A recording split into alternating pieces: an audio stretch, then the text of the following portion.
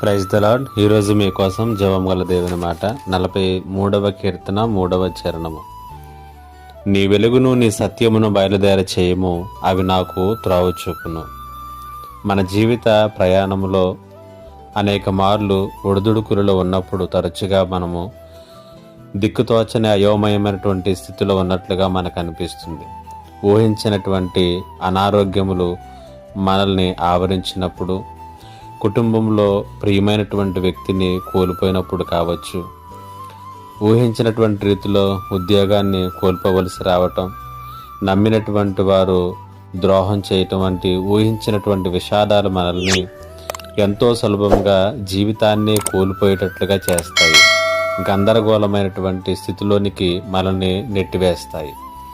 43వ కీర్తన రాసేసరికి కీర్తనాకారుడు కూడా ఇలాంటి పరిస్థితులలోనే చిక్కుకున్నాడు. అయితే ఆ పరిస్థితులన్నింటినీ కూడా అర్థం చేసుకోవటానికి, ఆ పరిస్థితులన్నింటినీ కూడా అధిగమించటానికి, ఆ పరిస్థితులన్నింటిలో నుండి సురక్షితంగా బయటికి రావటానికి అతడు కోరుకున్నటువంటి విధానము ఎంతో గొప్పది.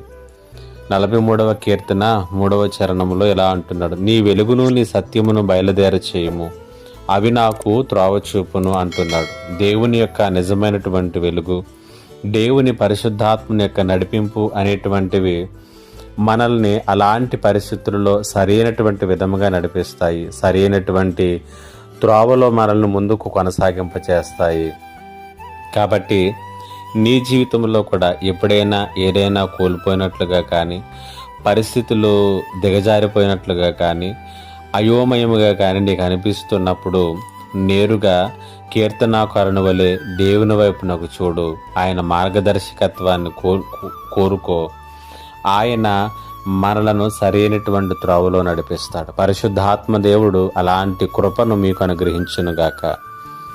ఆమేన్. ప్రార్థన. మా గొప్ప దేవుడు అయిన తండ్రి, మీకు వందనాలు. నీ వెలుగును నీ సత్యమును బయలుదేర చేసి నీ పిల్లలమైనటువంటి మమ్ములను, మా కుటుంబములను ఎల్లప్పుడూ సరైనటువంటి దిశలో నడిపించమని యేసు నామములో అడిగి వేడుకొనిచున్నాను తండ్రి. ఆమేన్.